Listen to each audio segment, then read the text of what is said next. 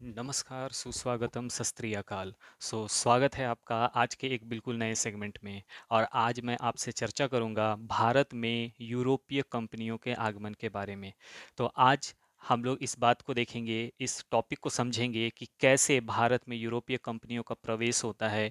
वो कौन से कारण थे जिन्होंने भारत में यूरोपीय कंपनियों के प्रवेश को बहुत ही ज़्यादा अवश्यंभावी बना दिया, ज़रूरी बना दिया। और इसी वजह से यूरोप के कई देश भारत में आने के लिए अग्रसर हुए, और उसका अंततः परिणाम हमें दिखाई देता है कि भारत के लिए न केवल समुद्री मार्ग की खोज होती है, बल्कि एक नए देश के रूप में या एक नए महादेश के रूप में अमेरिका की भी खोज होती है। तो इसमें सबसे पहले मैं आपको यहाँ बताना चाहूँगा, इसकी शुरुआत होती है 1453 ईस्वी में।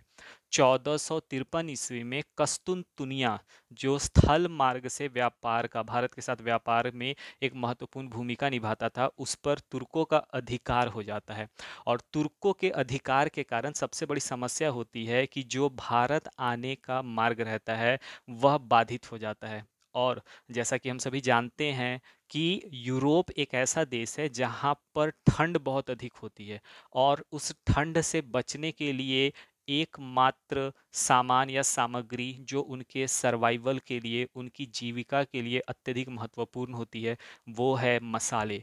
तो इन मसालों का व्यापार भी बुरी तरह से प्रभावित होता है। और चूंकि यूरोप में जो परिस्थितियां बदलती हैं वह उनके सर्वाइवल में एक बहुत बड़ा सवालिया निशान लगा देती हैं, उनके लिए डू और डाई की सिचुएशन हो जाती है, करो या मरो। और इसी क्रम में यूरोप के देश जैसे कि पुर्तगाल और स्पेन के जो राजा हैं, उनके द्वारा बड़े पैमाने पर समुद्री यात्राओं को बढ़ावा दिया जाता है। इन समुद्री यात्राओं का मुख्य उद्देश्य होता है भारत के लिए एक नए मार्ग की खोज करना, या यूँ कहा जाए कि नए समुद्री मार्ग की खोज करना, जिसके द्वारा भारत के साथ व्यापारिक गतिविधियों को पुनः स्थापित किया जाए।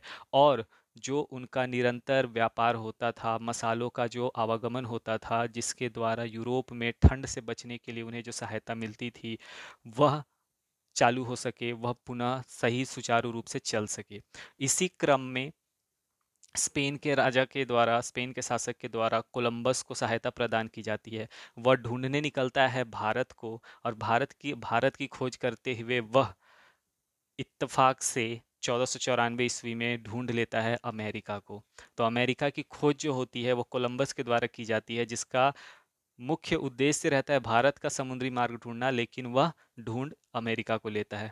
इसके बाद आगे चलकर पुर्तगाल के एक नाविक के बारे में मालूम चलता है, जिनका नाम रहता है वास्को डिगामा। वो सन 1498 ईस्वी में भारत का समुद्री मार्ग ढूंढ लेते हैं, और यह एक बहुत बड़ी उपलब्धि रहती है तत्कालीन समय में, क्योंकि यूरोप के लिए वह बहुत ही ज़्यादा महत्वपूर्ण घटना होती है। सवाल ये उठता है कि आखिर पुर्तगाली ही क्यों? यूरोप में तो बहुत सारे देश थे, पुर्तगाली ही क्यों थे जिन्होंने उसे ढूंढा?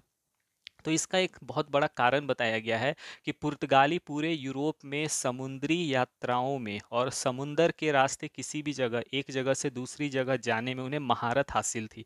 और इसका कारण बताया जाता है कि वे अपने नेविगेशन के लिए, यानी कि समुद्र में यात्रा करने के दौरान सितारों की मदद से, तारों की मदद से वो नेविगेट करते थे और आवागमन करते थे, जिसमें ध्रुव तारे का भी वो प्रयोग करते थे। और इसके द्वारा वो आसानी से अपने एक लक्ष्य से दूसरे लक्ष्य तक पहुंच पाते थे। इन कारणों की वजह से, और साथ ही साथ वहाँ के शासक वर्ग के द्वारा जो सहायता दी जाती थी, वित्तीय एवं अन्य सहायता, इसके परिणाम स्वरूप वहाँ पर रोमांच, या यूँ कहा जाए कि समुद्री यात्राओं को एक चुनौतीपूर्ण कार्य के रूप में देखा गया। और इसी चुनौतीपूर्ण कार्य को लेते हुए कई यात्री, या यूँ कहा जाए कि कई समुद्री यात्रा करने वाले चुनौतीपूर्ण साहसी लोग, चुनौतीपूर्ण यात्राओं को करने वाले साहसी लोग जो हैं वो उभर कर सामने आते हैं। और इन्हीं में से एक होता है वास्को डिगामा, जो एक लंबी समय यात्रा के बाद भारत के समुद्री मार्ग की खोज करता है।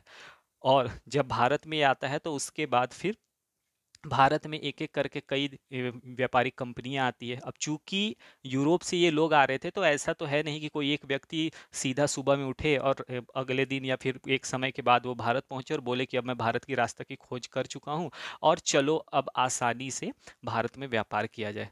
व्यवस्थित रूप में अगर देखा जाए तो ऐसा नहीं होता है। किसी भी काम को करने के लिए एक प्रॉपर प्लानिंग, एग्जीक्यूशन, इम्प्लीमेंटेशन और साथ ही साथ एक प्रॉपर सिस्टम की ज़रूरत होती है। और इन सभी कामों को करने के लिए यूरोप में जो अलग-अलग देश थे, उन्होंने कंपनियों की स्थापना की। ये कंपनियां जो थीं, एक नियम के अनुसार चलती थीं और इन्हीं नियमों के द्वारा इन कंपनियों के अंतर्गत आने वाले जो अधिकारी थे वो कार्यों को करते थे, जिससे कि एक व्यवस्था बनी रहती थी, ताकि किसी भी परिस्थिति में जो कार्य एक बार आरंभ हो वो रुके ना।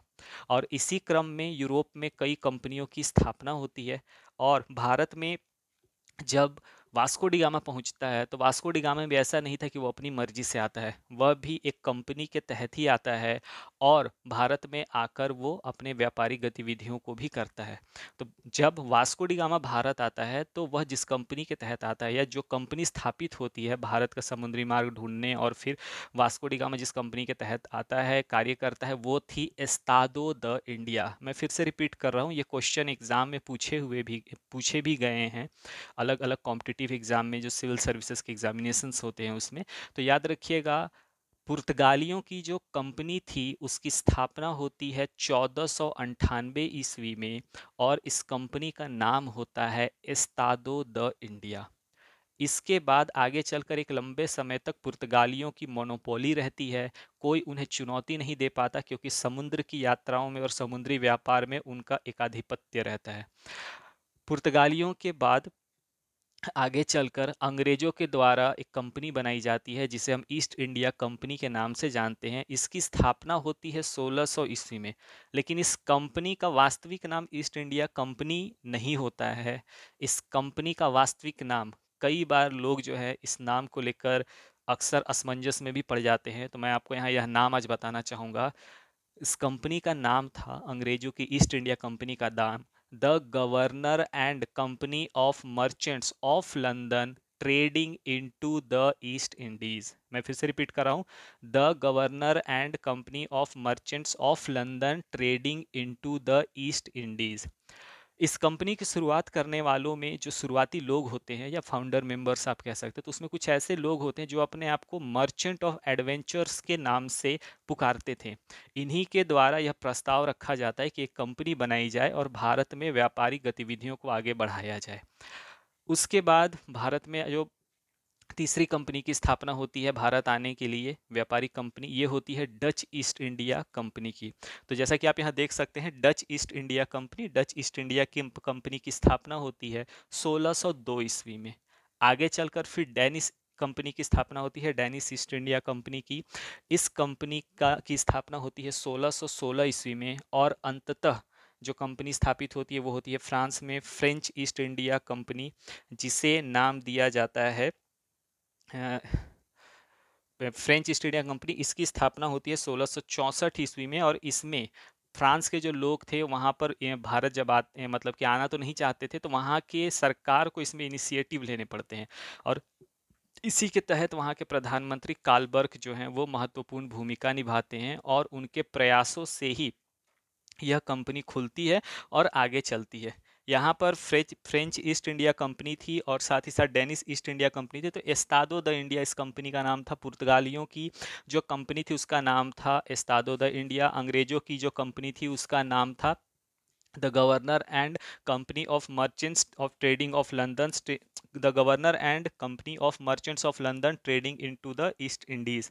डचों की कंपनी रहती है, उसका नाम रहता है वेरिंगिडे ओस्ट इंडीसे। और फ्रांसीसियों की कंपनी का नाम रहता है कंपनी देस ओरिएंटलेस। कंपनी देस ओरिएंटलेस जो है यह नाम रहता है फ्रांसीसियो की कंपनी का।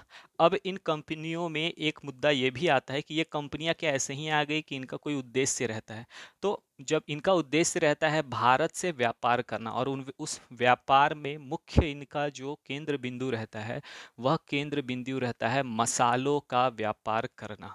वास्को डी गामा जब भारत में सबसे पहली बार आता है तो याद रखिएगा कि वह भारत से 3 जहाज़ों में भरकर सामान लेकर जाता है और जब वो उसे ले जाकर यूरोप के बाजारों में बेचता है तो वह 60 गुना कीमत पर बिकता है। आप अंदाजा लगाइए, आज के समय में अगर मैं एक तुलनात्मक अध्ययन के द्वारा बताऊं तो आप इस बात से अंदाजा लगाइए कि आप ब्रिटेन से या पुर्तगाल से आप आए 3 जहाज लेकर, और इंडिया में मसाले आपने खरीदे, और फिर यहाँ से आप वापस पुर्तगाल चले गए।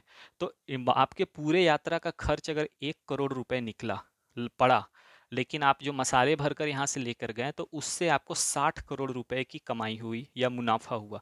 तो आप अंदाजा लगा सकते हैं कि 60 गुना मुनाफा कितना ज्यादा था उस समय के लिए। जब ये खबर पुर्तगाल में और